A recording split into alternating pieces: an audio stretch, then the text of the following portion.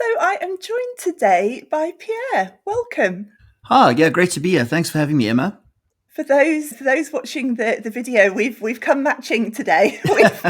We've both got our black headphones and our black tops on. It must be winter. Absolutely, absolutely. It's definitely getting colder.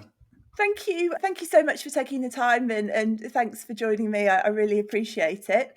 There's a lot that we want to chat about Yeah, today, but a good starting point, as the title of the podcast suggests, is your own kind of career journey and your own career history, which is a really interesting one. There's so much in there, different countries, lots of different businesses, big and small.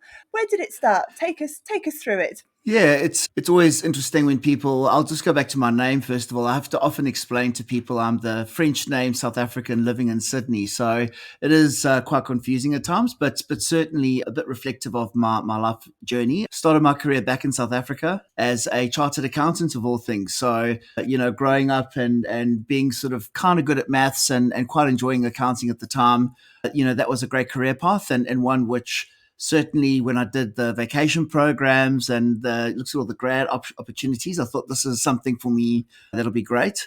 Quite quickly realized though that the best part of being a chartered accountant and auditor was getting out and meeting new people and new businesses. So that was the part that I really enjoyed, but certainly not the numbers and the detailed writing of reports. Probably not for me in the long term. So quite quickly found a space for myself as a technical learning and development person. So that was my first overseas opportunity. I got flown to Toronto, of all places, for about 8 weeks. And got to write some audits and accounting technical training materials and learned a lot at that time. Really amazing experience. It was middle of winter, having to learn how to not go outside for too long, but also getting to meet some amazing people in the Canadian business and having that first real experience of working with people in another country, which was amazing. Then I had another opportunity a few years later to actually go to the US for 6 months, and I worked on a big fraud project there. So that was pretty exciting and got to live and work in the US for 6 months. I thought I was signing up for Fort Lauderdale, but ended up in Dallas, Texas. So very, very interesting place. The bumper stickers on all the big utes there are saying, everything is bigger in Texas, and certainly very true. And at that stage, I'd started to think about, well, okay, if I'm going to have this career of being in learning and some HR related topics, am I going to give it a really red hot go? And so from that point onwards, I really started, when I came back from that secondment, really started to try and build out my skills as a learning and development expert, for want of a better word, and really dived into managerial leadership development, business advisory type skills, which was great fun. One of my favorite programs we ever designed was called Secrets of the Universe, and it was with a Great yeah, it title. was it I was love so that. cool. It was so cool. It was essentially a senior consulting partner at Deloitte. He was, what are those little magical things that you sort of need to learn? And maybe, a few years ago, you might have learned sitting next to someone day in and day out. But these days, how modern business advisory and consulting's changed. People probably need to be given a bit more specific things. So that was really good fun. And also, I don't, to this day, I don't know how I managed to do it, but ended up convincing people that I knew what I was talking about and got sent to Cyprus for 2 weeks on a training program, which was amazing. So, end of summer, lying by the pool every day at lunchtime. And that was another great sort of career experience where I got to travel a bit. So, that was a lot of fun and really, tried different things and tried different areas of learning and development, and slowly but surely picked up other areas of interest, things like did some work in culture, started dipping into diversity and inclusion, and especially in South Africa at the time, a lot of education being required around, how multicultural the country was, and people really thinking about being inclusive as leaders and what that meant. So that was some really great experiences there. Um, then decided, what, where haven't I been? So I decided with my family to come to Australia, which was amazing. So that was 2008. And that was really, an amazing experience because, I'd had the opportunity to travel to the UK. I'd been in the US, Canada, and I thought, where would be close enough to be able to have something different, but maybe a place that was a bit of a new challenge. And so I came here and certainly, opened my eyes to I think everyone, you sort of look at different countries on news or Instagram or on YouTube, whatever it might be. And certainly quite different to work in another country. I think it was a good experience to feel like the odd one out, which I think if someone saw me walking in the street, tall white guy, grey hair, and you might think, okay, this person maybe, has lived in Sydney his whole life, but certainly feeling quite different from everyone else and having to learn to really listen and to really understand different ways of working and what that meant. And also some of the language challenges and different ways of saying things, which I learned quite awkwardly in some situations, things you shouldn't say, that they're all being quite different things. And so from there, I had some great opportunities. I got to travel to Singapore and Hong Kong, delivering training again, which was amazing. And then had a really amazing opportunity to work for an American company, which was based in New York.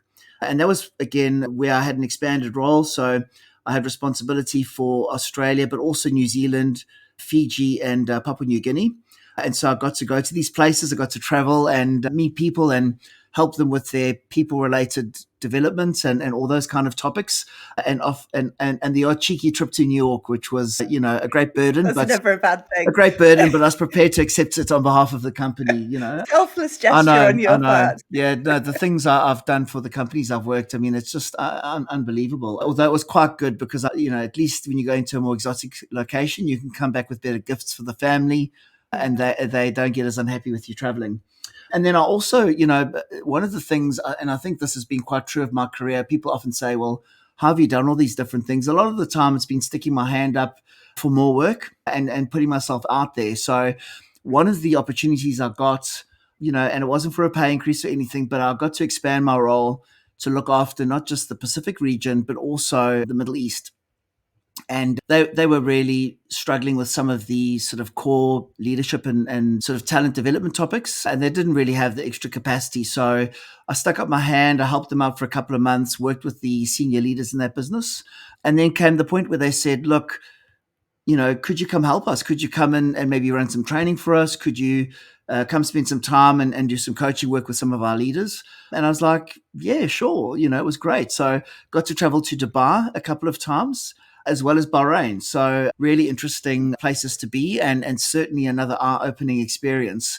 One of the fun things that I will say, and anyone who lives in a place that's further away like Australia, but there's many others, I'll never forget the one time my boss, who was based in New York, she was traveling to London. Now, New York to London is about a 6-hour flight, so, not too bad. Although, you travel almost the same distance, Sydney to Perth. And when she heard I was going to be in Dubai at the same time that she was in London, she said, you should just pop over. You should pop over from Dubai to London. And I was like, that's an 8-hour flight. So, It's not really popping, is it? No. Just a pop over. On the map, it doesn't look too far. But again, instead of saying, no, I'm busy or I don't have the time, I was like, yeah, absolutely. So got to travel to London and do some work in that office as well. And that was really an amazing experience. And there again, designing and delivering some training for leaders around the world for the business I was working with, which was a lot of fun. But of course, someone who likes to challenge myself and take new opportunities. And most of my experience to that point had been really professional services, consulting, financial services type businesses. I had the opportunity to go and work at an Australian business called Stockland. Now, many people will know that. They'll know their communities, their residential and some of their commercial properties. And so that was a really great opportunity to work in a completely different industry, with some very different people, and really take on a much broader HR role. So, looking after recruitment and all sorts of other interesting topics like that. And certainly, gave me, again, another insight into how different businesses, how do they make money? What's important to them? What kind of leaders do you need in these different organizations? And that was a lot of fun. And then my last corporate gig was with Allianz Australia. So again, another culture altogether, German listed company. So lots of calls to Munich, during the week. And really there did a lot of really interesting work around culture and thinking about, post the Royal Commission, how can you really authentically demonstrate and build a culture into the business and everything you do and how you recognize people? And that was quite interesting. One of the great things I learned through that experience was a phrase that was used by APRA and during the Royal Commission was, don't tell me what you're doing, show me. And so that was a great life lesson I got out of that piece of experience. And so that was up until June last year. And then I've taken an even greater plunge and decided to go out and be my own boss and do some consulting work. So had a wonderful opportunity last year to work with a global fintech business that sells life insurance, and working in a business which is, it was, the UK was fairly mature, but still quite, building itself. The Canadian business, so I had a couple of trips out to Toronto again, which was lovely. But that's really in ramp up mode, that sort of scale up where you're trying to just get as many bums on seats as you can, because that's how the business will grow.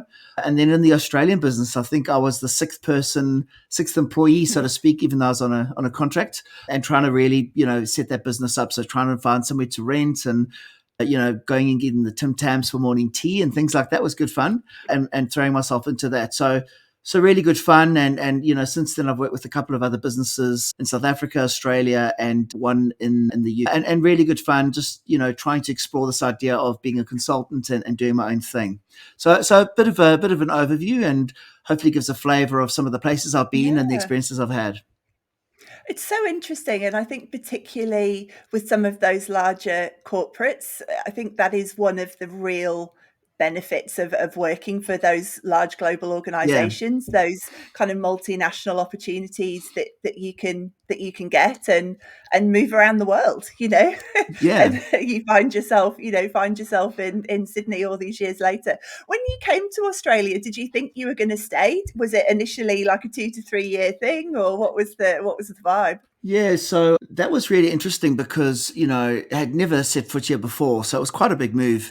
And I said to my wife at the time, I said at the time to my wife, we're still married, but I said to her, look, let's do a deal. We'll agree to be here for at least 2 years, because I don't think you can really get a sense of the place before you've done 2 years. And I said, if after 2 years it's not really working out, we don't feel comfortable, we don't feel settled, it'll probably take us another 6 to 12 months to move to the next place. And then we would at least have, from a career, resume point of view, 3 years in Australia, different country, a great experience. So it was really, I wasn't sure what to expect. And I've loved it. I'm a citizen. I've lived here for 16 years now, and I've really loved being here. And it's been a great place to really challenge yourself and test yourself. I think it's, whilst Australia might not always be known for the biggest businesses in the world, and necessarily, in some areas quite innovative, but not necessarily as sexy as a London or New York. But you certainly get to test yourself, to make things work here and to be successful in Australia. To me, it's the New York, as the song goes, if you can make it here, you can make it anywhere. And I do believe that. I think if you can be successful in Australia, that sets you up really well for a career, for whatever else you want to do. Why do you think that is? What's kind of behind that sentiment? I think it's really, I think what people who haven't lived here don't understand is how really competitive it is. You've got a population Mm. where there's a lot of people who are pretty smart, really hardworking, even though, some of the newspapers would probably try and suggest otherwise.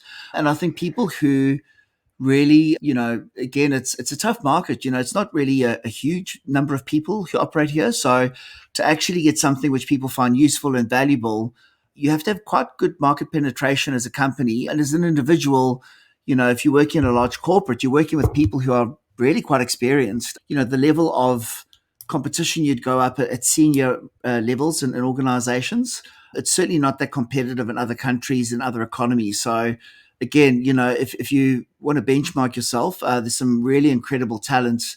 And even if you have to look at things like, in human resources, there's a magazine called HRD where they often list the top 100 most influential HR people. And Australians often make that list, and you kind of go, not the world's biggest companies, but these are senior people who are being quite well noticed and recognized. And I think the same goes for fintechs and startups and financial services and all these other companies. Some really great organizations to challenge yourself and learn from the best. Hmm. You made a really interesting point earlier, and it very much resonated with me that as people who, you grow up, obviously I grew up in the UK, but looking at Australia, you watch Home and Away, you watch Neighbours, we speak the same language, Yeah. you see it on Crocodile TV. Dundee. Yeah, Depending exactly. how old you are. Yeah, I'm that old. Yeah, I do. That you assume that we're the same. And then Mm. you come here and you realize over time, and it was interesting for me because my husband's Australian, so we met in London and then came here Okay. together, so I kind of also sort of saw it through his eyes. But yeah, I did assume that, oh, we're really similar, the English and the Australians, and then you get here and you start to realize that actually we're not, like, that this actually Yeah. is quite different. And there is that little bit of, I wouldn't go as far as culture shock, but there's certainly a process of kind of assimilation Mm. and for me, I think that took way longer than I would have expected. And I think the other point on that is that I'd been here before. So I'd been here essentially on holiday. I spent part of my gap year here, but I Okay. hadn't kind of built a career here. Yes. And I don't think it's until you actually start working somewhere you see a very different a different side than the kind of, if you're just sitting on the beach and going out for beers or whatever, Yeah. it's great. But and then you kind of get to work and you think, oh, okay, this is not right or wrong, but just different, and kind of how you navigate that. Yeah, and the one thing for me which was really important was to think about, well, how do I actually make sure that I try and really understand what others have done and why they've done it? Australia's a place where, if I can say respectfully, a lot of the time organizations and people have had to sort of make do with what they have, or they've had to work things out because they're quite disconnected from the big global markets, like I said, the Londons and the New York. So, when you get outside of some of those really big multinationals, you might have had an experience elsewhere in the world. You might have, done certain things, but a lot of Australian organizations will want you to really stop and try and understand the what and the why. What have they done? Why have they done it a certain way? And then, they'll open up to you sharing your ideas and sort of adding to that. So always really willing to hear new ideas, but I think there's a real sense of, but don't just come here and tell us what to do. Don't just come and think you're better than anyone. I think there's that sense of being quite humble. And I think, again, just culturally and understanding your own background and how that plays into it, certainly for me was a big factor. If you might be really enthusiastic and trying to contribute in a certain way, but if people don't feel like you've taken the time to listen and understand, then I think they can be quite challenging, and people might, not understand where you're coming from. And similarly, you might not understand the way other people are working. So yeah, absolutely, very different. Some subtle things, but quite different in many Mm. ways.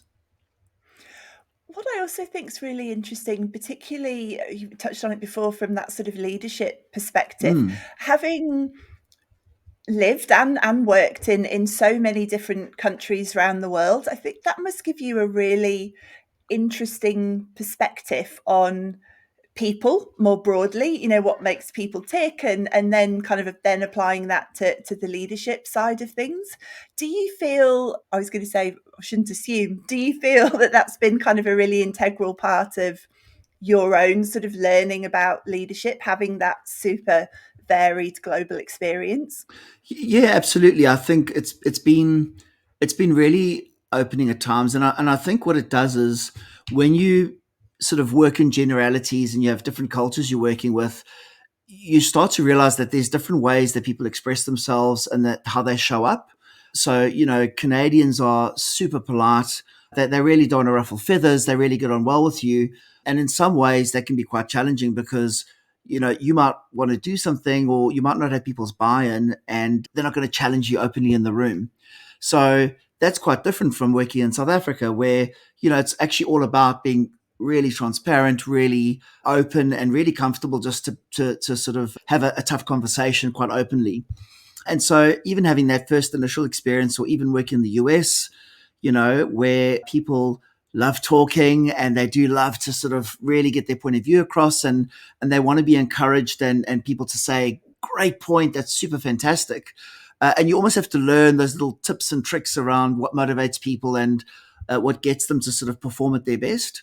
And so certainly working in the US when I was there for those 6 months and leading a team, I had to make some adjustments there because they probably initially thought I was quite tough and why is he not encouraging us and telling us we've done a great job? And I'm like, well, you're just doing your job, but there was that different cultural reference. And the reason I touch on those points is, when you are leading a team, especially in Australia, I think I read a statistic the other day that I think it's something like 50% of Australians have at least one parent that wasn't born here, Mm, at a minimum. And then yeah, you take, all sorts of other yeah. layers of things. And what that means is that even if the person you're working with, that you're leading, was born and raised in Australia, they're going to have all sorts of cultural references and things they've learned from their parents and their family, which are different ways of doing things.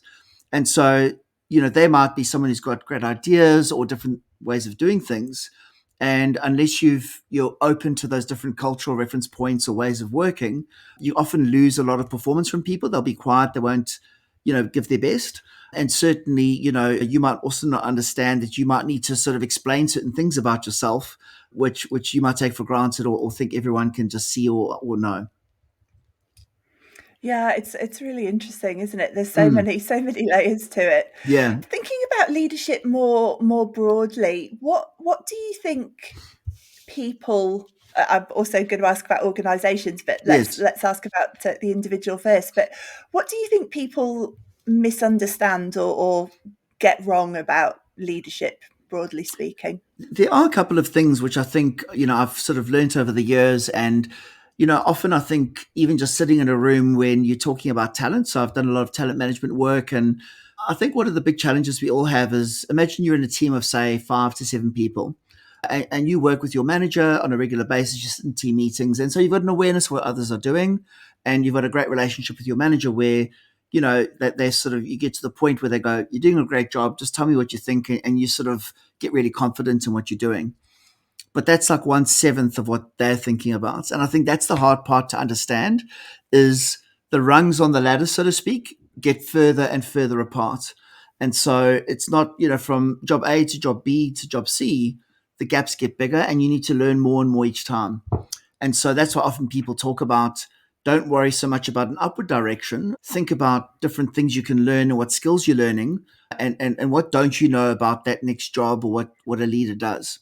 And so people then get into that position, and then you play back the other way as the leader to say, you know, you might misunderstand that the people in your team are feeling that way, or that, they've got different ambitions from yourself. So I think that's one thing for me. If you grow up in a sort of Western society, there's a phrase that often gets used as treat others as you wish to be treated, or do unto others, as the saying goes. And that for me is actually the biggest mistake leaders make.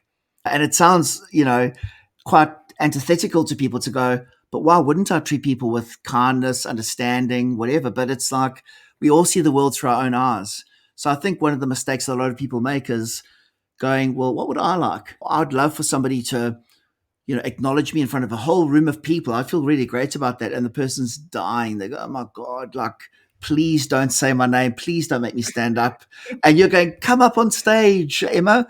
Tell everyone what you did. I'm so proud of you. And you go, oh, I just want to die. So that's one of the little things which I think is kind of being able to figure out what really gets people motivated and what they really want to achieve on an individual basis within your team is a big sort of mistake. And I think it's something which you can learn that skill quite easily. So it's not something that is impossible to do. It's just something you have to work on.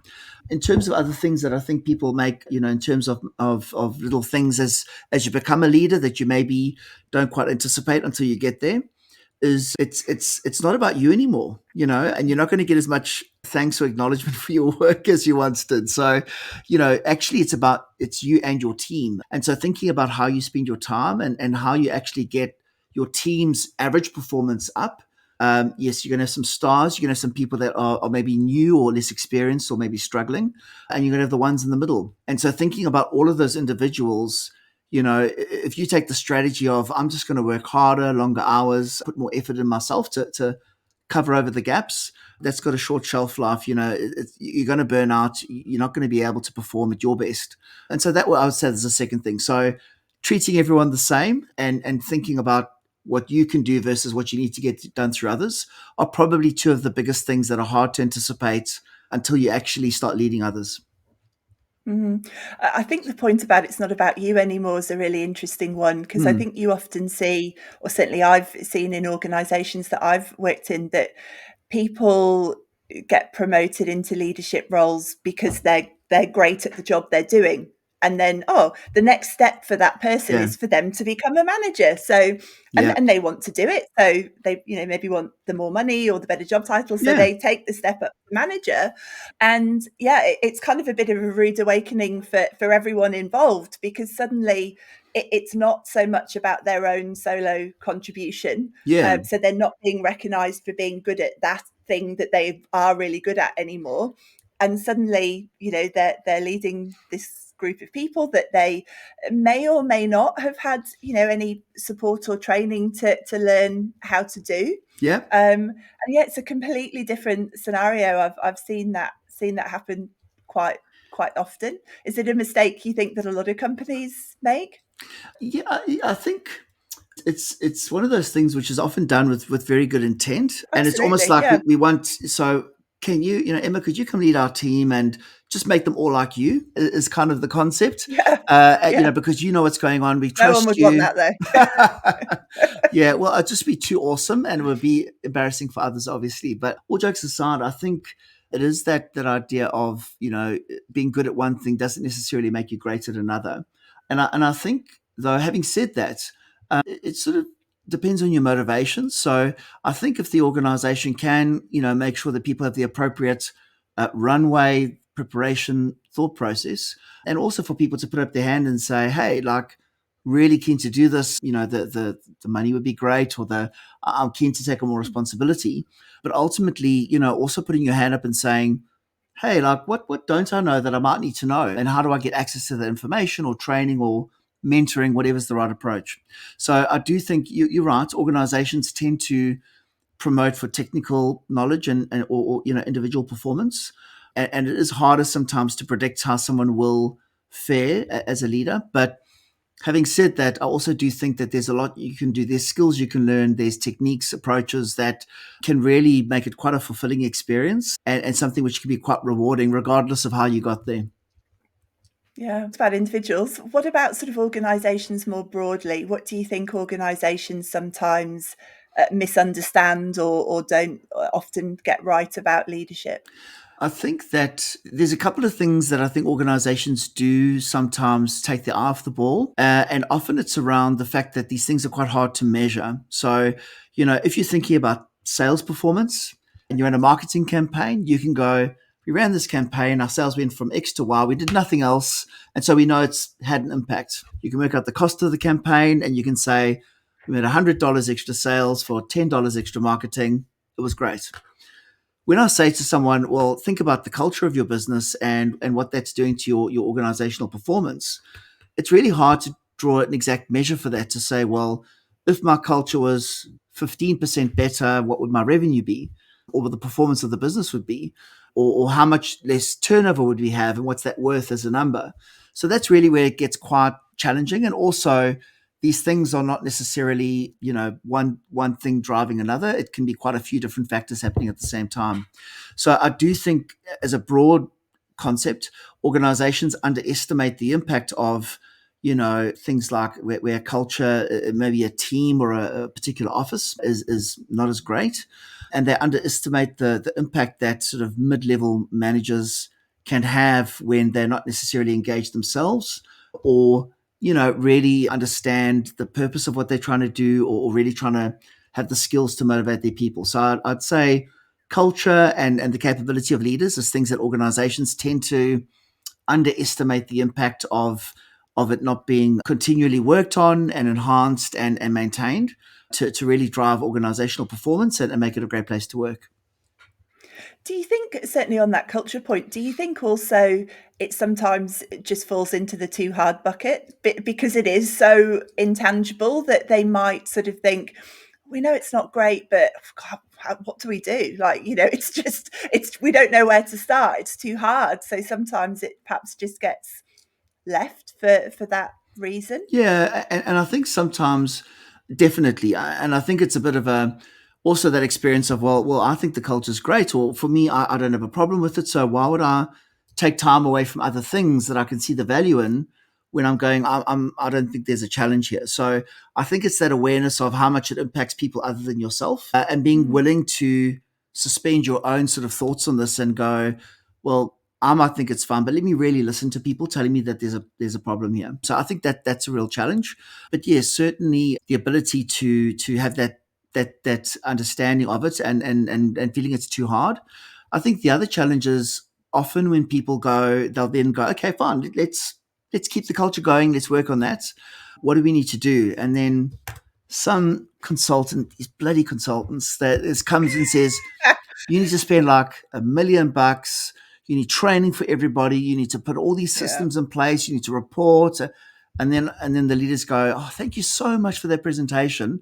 We'll come back to you." And then it's like, we're not doing that. And so, for me, I'm super pragmatic about these things. I kind of think to myself, well, it's really around taking what you currently do today and thinking about how do you weave your culture and what you want to recognize and what you want to encourage people to sort of move towards, as well as where required, if behavior is really outside of that, how you can give that feedback, or ultimately, if the person's not willing to change, you know, help them move on to something else.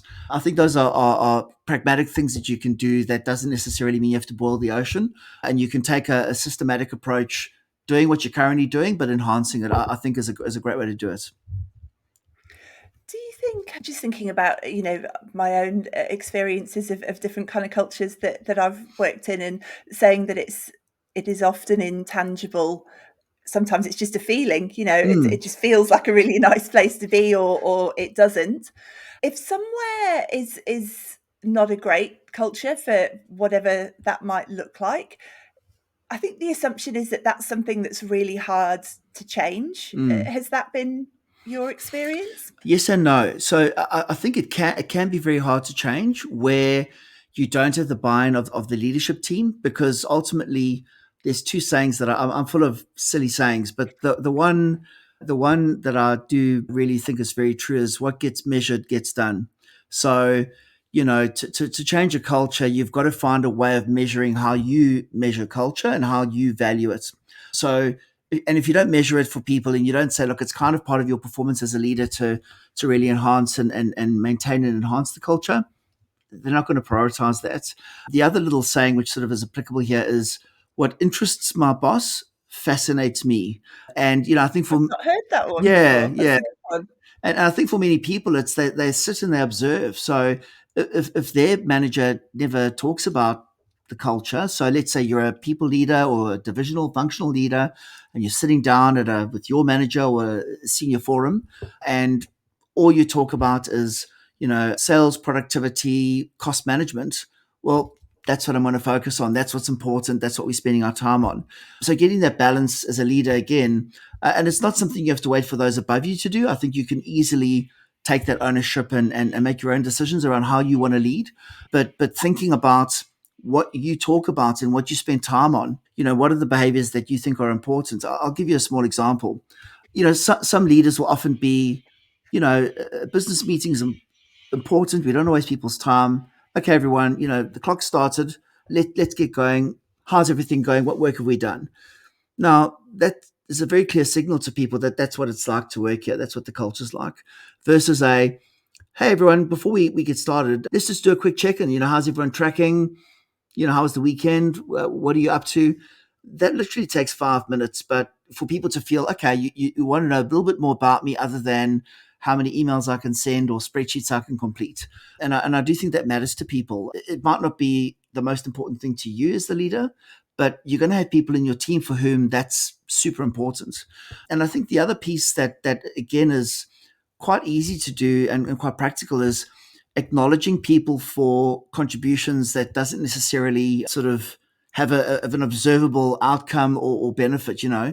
So if you want to get people to really partner with each other, collaborate, work together, well, you need to recognize that. So I think that goes a long way. And then the other one, which I think has a big impact on culture and people's willingness to contribute, is where you're actually willing to talk about mistakes as a leader that you've made, and being able to talk about those kind of things. I think is super important, because again, your people are going to be observing you, thinking, okay, what is it that you're prepared to talk about? What are you interested in? What are you doing? And then that opens it up for them, that role modeling. So those are just some practical ways that you can Mm. start enhancing the culture of your own team without waiting for HR or some big program of work to come along and tell you what to do. It's a really interesting one, that, and I think often if perhaps the person in that position is new or a little bit inexperienced, there's that assumption that they should know all the answers. They should Yeah, have all the answers. So the idea that you would sit there and say, I don't have all the answers, yeah, but let's work through together what that might look like, is actually a really scary concept, admitting that you don't know when you perhaps already feel slightly insecure yeah, is something that's very challenging to do. But I think it's interesting with stuff like that, even just, thinking from your own perspective, when you've been on the receiving end of that type of communications in both directions, yeah. and how it feels to receive that, and how it feels to think, oh, okay, great, we're all going to kind of brainstorm and we're all going to work this out together. That's awesome. Yeah, um absolutely. And that's, going back to your earlier question around things that people make as a sort of mistake, or things that they might, not really understand when they become a leader, is I think people see that as being amazing, because the willingness to say, I actually don't know the answer to this. I'd love to know what the group thinks. I'd love to get your support or your input into how we can do this differently.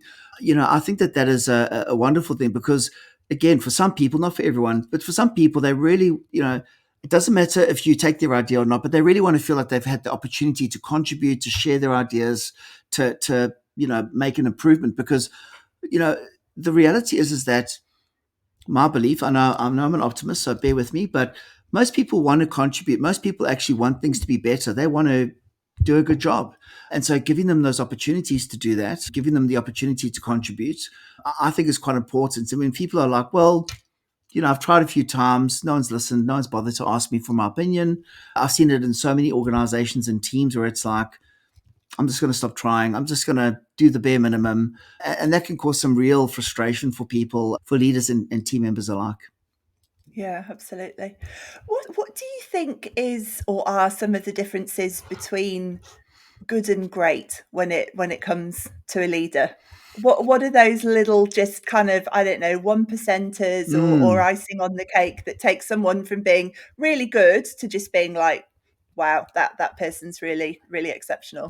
that is a great question. Look, I think this is one where it's probably the hardest thing to do when you are sort of learning as you go up in your career, because often it's you get so inspired by others, right? And you think, wow, like, okay, so and so was a great leader, they were a great manager. Let me try and do some of what they did. But actually, you really need to try and be as authentic as you can, and kind of be yourself as much as you can, and unashamedly so. And the reason I say that is it's quite hard to be somebody else. I think, there's obviously the various quotes over time, rather be a first rate version of yourself than a second rate version of somebody else, or the quote of, be yourself, everyone else is taken. And that holds really true as a leader. Saying to people, openly, hey, I'm really bad at the detail. So, I know that my style, the way I approach things, is I prefer high level concepts. Come to me with the summarized high level version of things, and let me know if you want to go into detail. Don't just jump into that. I find that really challenging. What a gift that is to people. And it might feel like it's Mm, admitting that you're not doing something. Maybe you had a leader who was super detailed and you're going, oh, that's such a failure as a leader. But actually, it gives people a signal to go, oh, okay. So, when you maybe get frustrated or you're impatient with me, maybe I'm being too detailed here. So let me adjust my style. And then you can both contribute to that relationship. So I think that authenticity, being willing to share, things that you're not so good at, but then also, don't be afraid to say, one thing I'm really passionate about, or I feel I've got, good at, is helping people figure out their development, and what gaps they have and how they can get better at their job. So if, if you, are willing to have a conversation with me and you want to invest in that time, I will always invest in you and I will always help you get better at what you're doing. And again, something which is being quite vulnerable, and maybe you feel, oh, am I big upping myself here or patting myself on the back? But again, a signal to people to say, okay, I can lean into that conversation, and I know I'm getting that something special out of you as a leader. So, yeah, like I say, try and be as authentic as you can, because then it's not going to feel like work. It's not going to feel like it's an extra effort, because we all know there's enough things in any corporate job where it is an effort, and you don't want to put that burden on yourself as a leader as well. Mentioning development there, it's an interesting point for some people. Perhaps there's awesome training and development in the organisation, and there's a lot of kind of ongoing support. For others, maybe that's not the case. If I'm working in an organisation and I think, "Oh, I really feel like I'd like to improve my leadership skills, but perhaps for whatever reason there just isn't that support there for me. What can I do as an individual? What do you think I can do to kind of help myself in that scenario? There's a couple of things you can do. The challenge is actually not finding opportunities to develop yourself. The real challenge is working out what should I focus on. And it's harder than people think, because often it's a case of, you'll get feedback on a piece of work, and that can sometimes be overinflated as to how important that is. And you go, oh, well, I need to be more detail oriented, or I need to do X, Y, and Z. I need to be better at PowerPoint, or whatever the skill might be. And actually, the real question to ask is that, where am I going? Where do I want to go? What do I already do that is going to help me get there? And not forgetting around that strengths-based approach.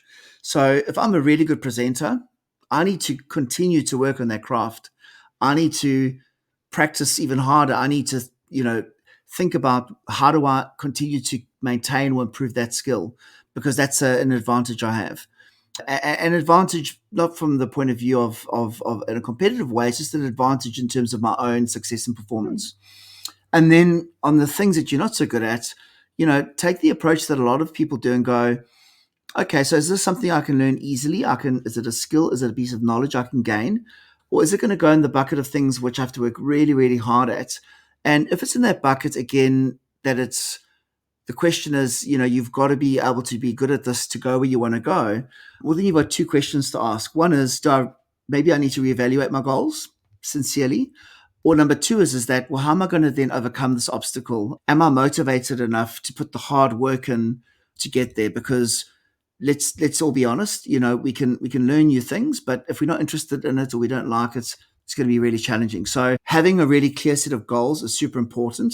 And then the world's your oyster. I mean, between every single big US business school has got free courses that you can do. Harvard, yeah, all of these places. You can literally go Google Stanford free courses, and it's incredible the things you can access for free. So again, don't worry so much about a piece of paper or a qualification. If you really want to learn things, they're all out there to learn. The other one I'd say is, so having a goal and really knowing where you're going and what you need to get there is super important. The second thing, which can be more challenging for some people than others, is being really comfortable asking for feedback and receiving it. I will never forget, there was first time I was a manager, really people manager, and this was back in South Africa, and I was struggling because I was really, I was new to the job. I had a new team, and I was really trying to focus on them and make them successful. But I really had, I wasn't keeping up with my emails. I wasn't getting back to people. And my boss called me in at the time. In fact, it was actually my manager's manager, but he was like the partner of the whole thing. And he called me and he was like, Pierre, we need to have a serious chat. So I was like, okay. He's like, there's some things about you. Yeah. I mean, imagine the feeling, like this is, Yeah, absolutely. and he's going, there's some things about you. You're a great facilitator. You're really engaging, very creative, innovative, but you're a people leader now. And there's some things that you're not doing. And we've got to figure this out. And I remember I couldn't talk because I thought, if I say anything, I'm going to start crying. I was that devastated. I got this amazing opportunity that actually transferred me from one city to the other, and it was a big deal. And I thought, wow, I'm like 6 months in here and I'm failing. And eventually I sort of, in broken words, sort of, oh, I'm really sorry. He's like, no, don't be sorry. If I didn't think you could do it, I wouldn't be having this conversation. So he gave me a wonderful gift. He said, I'm going to give you some feedback now. I just want you to listen and think about it. And then tomorrow we're going to talk about what we can do differently. And that was such a wonderful gift. And it was just right for me. And I didn't argue. I didn't say, oh, no, but I've done this and I've done that. I wanted to defend myself. And he said, just let me tell you why this is a challenge and why it's having an impact on your overall performance. And let that sit with you. And then I'm going to talk to you about what we can do differently, or how things I think you can try and do. I could have walked out there and gone, you know what? I don't need this. He's you know what? Let's. I don't know how PG rated we need to be today, but I could have used some choice language. But I was willing to take that feedback on. And in fact, I learned from that to go, your ability to say to somebody, please give me feedback, please be honest with me, be harsh. I really can take it. The average person, 99.9% of people are actually, even when you say that, they're not going to go, you're an idiot.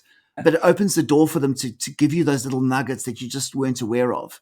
Even more recently in the last, say, 5 to 10 years, a piece of feedback I got was, Pierre, you sometimes speak over people and they find that really frustrating. And I said, oh my God, but that's not what I was trying to do. I was so excited about the idea and I was trying to add and contribute. And they said, yeah, but you're the leader. And so it looks like you're correcting them the whole time. And I was like, oh my God, I'm devastated. And I thought to myself, how do I deal with this now? Like, I'm not like that. I'm not that guy. I'm not that, mansplaining, it's a phrase that gets used, who's correcting people. I couldn't care more about my people. I really want them to thrive. And I'm so, excited about what they're doing. And so I had a choice to make, how do I go about talking about this? So I said to the team in a team meeting, I said, so we had the meeting and it got to the end and I said, I just want to apologize. I've been given some feedback and I want to apologize if I've ever spoken over anyone. And I could see some people going, oh my God, is he going to like call me out now on this? And I said, just so you know, it's not my intent, but I'll take the feedback on board. And I want to give you permission to correct me if I ever do it again. And I want you to know that wasn't my intent, but I understand how it must have felt for you. And I showed some empathy. And I said, so please just know it's a heartfelt apology. I'll do my best to improve. And thank you for, for the person that's come to me and given the feedback. I really appreciate it. And I think that kind of thing, again, being a bit vulnerable, but also being open to learn and understanding that, again, it's not all about you. It's about, if I want my team to perform, I want them to come in and give 100%, if not more, of what others, who have average performance give. Well, then, I need to make it a place where they feel that they can at least be heard and understand. But I'm only going to do that if I'm willing to put some ego aside, not try and, come up with an excuse or a defense of why I've done something, but understand the impact it's having and being open to their feedback. So, sorry, long answer, but have a strong goal, know where you're going, be open to feedback, even if it's really, really tough. Like I say, I've had some really tough ones over the years, and that's coming from a thick-skinned South African, certainly I've found myself in tough situations, but every time I've done that, it's been a weight off my shoulders and I've grown as a person. So those would be my 2 bits I'd say to really focus on. It's a really interesting point, that, isn't it, on the feedback, the desire to want to jump in and defend yourself. Like, Yeah. even as you were telling that story, I'm like picturing myself in that scenario and I could feel myself like wanting to, but yeah. and yeah, I guess just to not, just to let it come, let it sink in and work. And I think the other point, which is really key on that, of putting yourself in the other person's shoes, because as soon as you hear that, you think, well, that wasn't my intention. I'm excited. I'm enthusiastic about what we're talking about. But yeah, to see that from the other person's perspective. And I think often either people don't do that or it can be hard to try and do that. But I think that's a really kind of key point, isn't it, to really bring it home. And how would I feel in that scenario if someone did that to me? Yeah. And I think just, the again, if you look at any kind of statistic or research that's been done, there's not actually a lot of psychopaths out there. So 99% of people are actually just probably someone who's maybe had a few tough things happen to them in life, and they might be a bit grumpy sometimes, but they're probably, just a person who's maybe doing the best they can. And some of the behaviors you see is sometimes when people feel threatened or tired or whatever might be going on. So if you can take positive intent, and I know I drive some people crazy with this, but just pause for a moment and go, okay, let me assume that person wasn't trying to purposefully hurt me or undermine me or whatever. And if they were, okay, well then they would have lived their life. Like, it's not for me to worry about. But is there potentially something that's happened here, or a misunderstanding, or, they've actually said something or they've done something in a way which is unintended? Because what that allows you to do is to have a conversation without feeling threatened yourself. And that's when you can say, look, tell me what it is, tell me what's going on, and I probably will tell you what my intent was, but I also am willing to hear that, or acknowledge the what that's doing to you, and is it something I could do something about? Sometimes as a leader, you have to go, you know what? Sometimes I know it had a tough impact, but I've got to make the call. Like, it's my Yeah. decision, and I don't like it, but I had to make that decision, and let me tell you why. Again, that's a much better answer than I'll change and then you don't. Like, you've got to show Yeah. your understanding of the situation. Yeah, I think that's such a key point. I think it's really easy to lose track of that sometimes, particularly if you are having a real issue with someone. It Yeah, can feel like, their life's purpose is to is to make your life more difficult. And yeah, it's exactly. very, very unlikely that is actually the case. Yeah, exactly, exactly. Yeah, it's and again, I think in most organizations, corporates, etc., you kind of think the vast majority of people, the only reason you talk to them is because somebody else hired both of you. Like, Yeah, it's not like you choose the team that you work with. It's a little bit like being adopted into a new family. Like, you just go, okay, well, yeah, I'm here yeah, now, and we're all here together. So you might not have all the same values and behavior traits, and but I do think that you can always learn so much from other people. And if you're willing to be genuinely curious. And I always worry about people who say, "Oh, I'm really curious about that," because I think, well, the fact you're saying it that way, is that like you sort of not really curious? But anyway, but if you are sincerely curious and just want to understand, things, then that's how you learn the most. So, learning the fastest is a great way to certainly make yourself a better person, but also you'll perform better for sure. My final question, Pierre, Mm. it's always the final question here. As you sort of think back over your very interesting and very diverse career journey, is there something that you know now that you wish you knew then? Um, I think this does come with a bit of experience. I've been working for a little over 25 years now, and the one thing I would say is that the things that you think are going to have the biggest impact on you, or affect your career, or have a big impact on your ability to be successful, are typically not nearly as big as you think they'll be. And so I think that the one thing I wish I'd sort of been able to really just engender and understand is that saying, "This too shall pass. This too shall pass." So, when you're having a tough day or you're having a difficult relationship with somebody, you need to understand that that's okay. It happens to everyone. It will pass. And, the for me, the thing that's helped me get through that accidentally, or to learn that accidentally, is having people that you can rely on and trust, both inside and outside of your organization. So, hanging on to people you've worked with before. So if you may be new in your career, friends from university or from school, whatever your situation is, having sounding boards and people to rely on is super helpful to give perspective. But yeah, the thing that I think you just need to remember is, you know, this too shall pass. This big thing is probably not that big, and the way to sort of get there faster is, just sound out with some people that you trust. Make sure you got a mentor, or a coach or something like that, and that will really help you work through it. Yeah, it's so true, isn't it? Sometimes I think it can feel so all encompassing that it can feel Yeah, insurmountable sometimes. And often it's the 2 or 3 o'clock in the morning, wide awake, where something seems like the most important thing in the world. And often, yeah, as you say, it's not. And even if it is a very large issue or problem, this too shall pass. I love that yeah, saying. I find myself saying it to in my yeah, own in my own head too. yeah. So I like that one. Yeah, I think it's really a reflection of, if you actually ever have the opportunity to ask someone, if you want to ask a really great question on a panel or something like that, say to the Mm. person, "What's the biggest mistake you've ever made?" Because people will often, they'll think about it, and you'll realize that everyone makes mistakes along the way. So yeah, we all get there in the end. Absolutely. Absolutely. Thank you, Pierre. Mm. I've really enjoyed that. Really interesting and some really great advice and tips for people and insights. So thank you. Absolutely. Look, thank you for having me, and I look forward to following the podcast. As you've had some amazing ones already, so look forward to the other ones that will come down the track. Thanks, Emma. Thank you. Thanks.